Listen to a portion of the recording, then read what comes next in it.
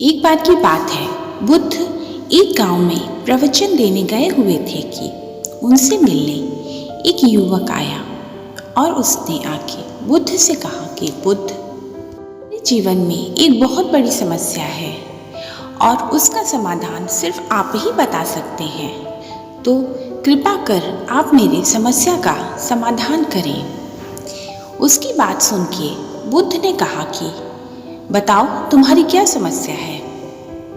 उस बालक ने कहा कि बुद्ध, मेरे गांव में कोई भी व्यक्ति पढ़ा लिखा नहीं है, कोई भी शिक्षित नहीं है और उससे भी बड़ी दुख की बात यह है कि कोई भी व्यक्ति शिक्षा के प्रति रुचि नहीं रखता है। उसे जरा भी शिक्षा में रुचि नहीं लगती है। उन्हें लगता है कि जीवन में शिक्षा की कोई आवश्यकता नहीं है और उसका कोई स्थान नहीं है। मैंने अपने परिवार से झगड़ा कर थोड़ी बहुत पढ़ाई की है, पर मैं अभी आगे और शिक्षा लेना चाहता हूँ, पर मैं ले नहीं पा रहा हूँ क्योंकि मेरे परिवार वाले इस बात के लिए तैयार नहीं हो रहे हैं। कृपा कर आप मेरी समस्या का समाधान करें और मेरे गांव में चल के शिक्षा के विषय में लोगों को समझाएं कि जीवन के लिए शिक्षा का क्या महत्व है और जीवन में शिक्षा का होना कितना ज़रूरी होता है।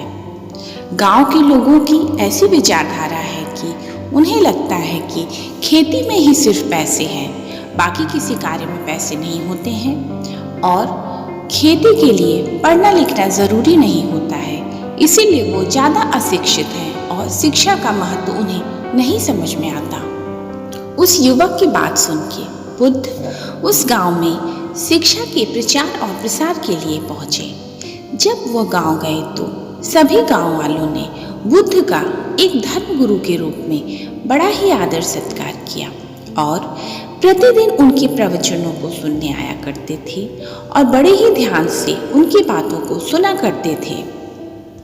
लेकिन जैसे ही बुद्ध ने शिक्षा के विषय में बात करना शुरू किया और लोगों को शिक्षा के महत्व के बारे में बताना चाहा तो लोगों के मन में विरोध की भावना आ गई और वह बुद्ध से एक मत नहीं हो पा रहे थे। उन्हें लग रहा था कि बुद्ध उन्हें गलत मार्गदर्शन दे रहे हैं, गलत बातें बता रहे हैं। इन्हीं सब बातों के बीच में एक महिला आई और उसने बुद्ध से पूछा कि बुद्ध, मेरे इस बेटे के लिए शिक्षा देने की क्या उम्र होनी चाहिए, इसे कैसे शिक्षा दी जाए। तब बुद्ध ने पूछा कि इसकी आयु क्या है।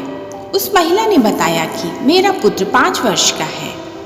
इस बात को सुन के बुद्ध ने कहा कि आपको तो अपने पुत्र की शिक्षा का प्रारंभ कर देना चाहिए। इसी आयु में शिक्षा का प्रारंभ होता है, क्योंकि अगर आपका बालक शिक्षित होगा तो जीवन में आए उतार चढ़ाव और सही गलत के महत्व को वह समझ पाएगा।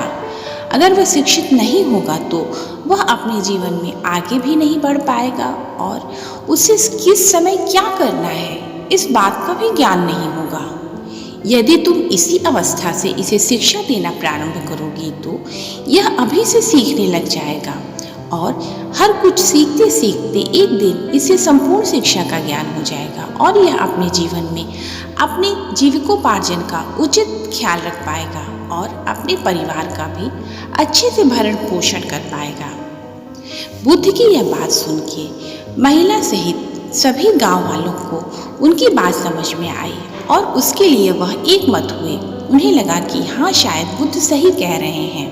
सभी गांव वालों ने यह निश्चय किया कि अब से वह अपने बच्चों को विद्यालय भेजा करेंगे शिक्षा ग्रहण करने। बुद्ध जिस समय आए थे वह वर्षा काल था और वह युवक जिसने बुद्ध को बुलाया था उसे जल संग्रह की विधि आती थी। वह इस जल का संग्रहण कैसे किया जाए इस तकनीकों को जानता था। अतः जल का संचय किस प्रकार हो लोगों को समझाने की बड़ी ही कोशिश की, पर सभी लोगों ने उसका मजाक बनाया और उसकी बात पे विश्वास नहीं किया। पर वह बालक बड़े ही लगन के साथ अपने कार्य में लगा रहा, क्योंकि उसे बुद्ध का सानिध्य प्राप्त था और बुद्ध का आशीर्वाद उसे बहुत बड़ी चीज थी। इसलिए उस युवक ने अकेले ही सारा काम किया। अब उस युवक को बुद्ध का सहयोग प्राप्त था तो गांव वालों ने इसका विरोध नहीं किया। लेकिन जब बहुत भीषण गर्मी का समय आ गया तो जल संकट की समस्या खड़ी हो गई। सभी फसलों को पानी की आवश्यकता थी, तो जल की भी आवश्यकता हुई।